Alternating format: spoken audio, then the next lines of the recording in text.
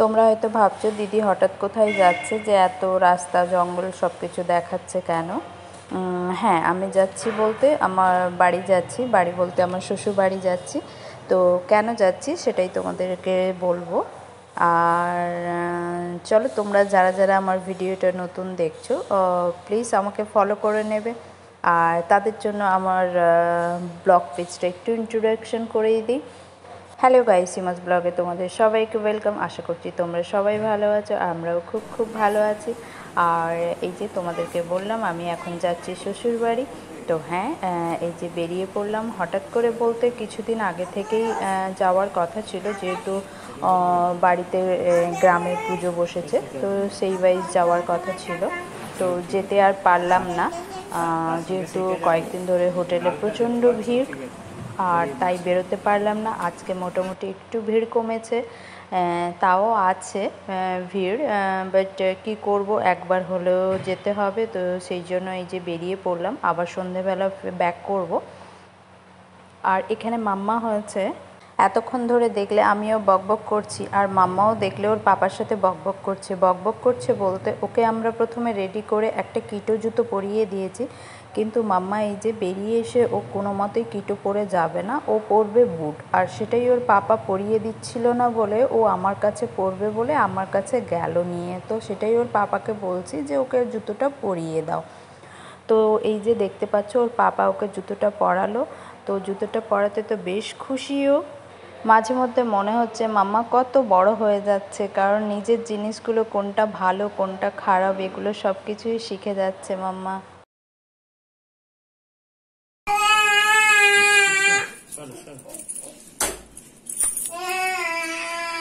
সেজে নিয়েছে না, এখন ঢং হয়েছে।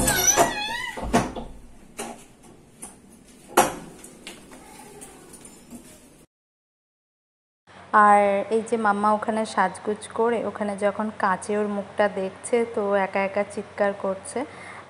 সেই জন্যই ওর পাপাকে বললাম, সেজে গুজে নিয়েছে তাই ওর ঢং বেড়ে গেছে আর কি। আর এই যে মাম্মা রেডি হয়ে ওর ভাইয়ের সাথে দেখা করতে চলে আসছে। আর এখন যেহেতু দুপুরবেলা, ওর ভাই হচ্ছে ঘুমোচ্ছে, তো ও তো আর ভাইকে দেখতে পাবে না এখন, কারণ যেহেতু ঘুমোচ্ছে বললাম। আর এই যে মাম্মা ওখানে তবু ওর ভাইয়ের সাথে দেখা করতে চলে গেছে। এইবার আমরা যেহেতু বেরিয়ে পড়েছি, ওকে বললাম মাম্মা চলে এসো, এই যে ছুটে ছুটে আমার কাছে আসছে। আর মাম্মা কারো কোলে মানে কোলে বেশি পছন্দ করে না, মাম্মা একটু হাঁটতেই বেশি ভালোবাসে। আর এই যে জুতো পরিয়ে দেওয়ার পর মাম্মা এই যে হেঁটে ছুটে, মানে ও ভীষণ খুশি। আর এই যে আমরা এবার চলেই গেলাম।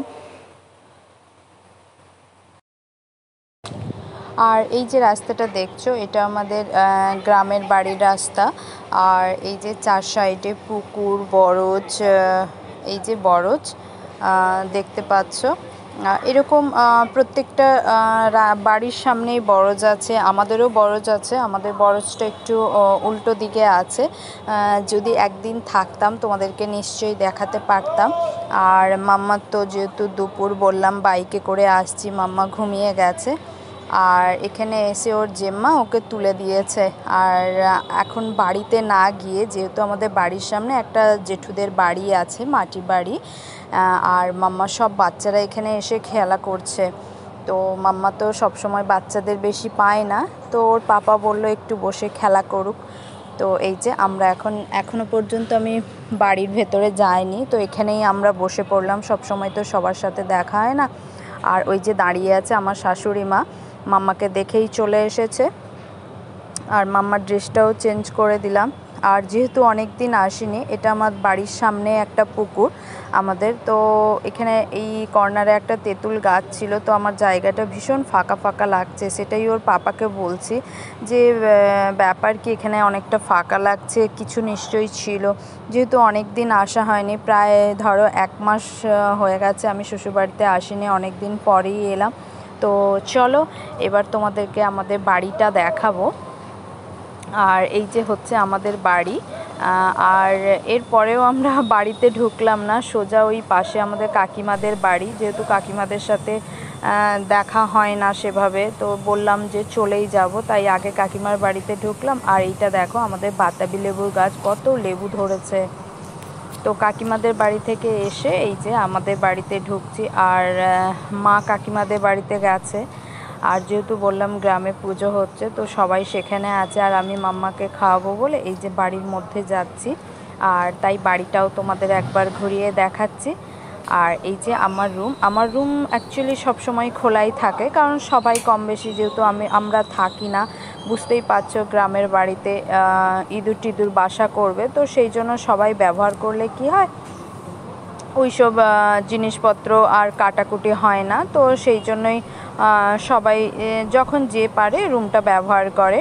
তো এই যে আমার জিনিসপত্র সমস্ত কিছু গোছানো আর কি, বিয়ের যা কিছু তো জিনিস চলো ছিল। এখনকার মতো এতটাই। নেক্সট পরে আবার তোমাদের জন্য কিছু ভিডিও আসতে চলেছে। ততক্ষণ তোমরা ভালো থেকো, সুস্থ থাকো। আর ভালো লাগলে প্লিজ লাইক শেয়ার কমেন্ট করো। আর চলো তোমাদের একটা আমার জিনিস দেখাই। এটা হচ্ছে আমার বিয়ের মুকুট, খুব প্রিয়, আমি যত্ন করে গুছিয়ে রেখেছি। তোমাদের কাদের কাদের এটা আছে জানিও।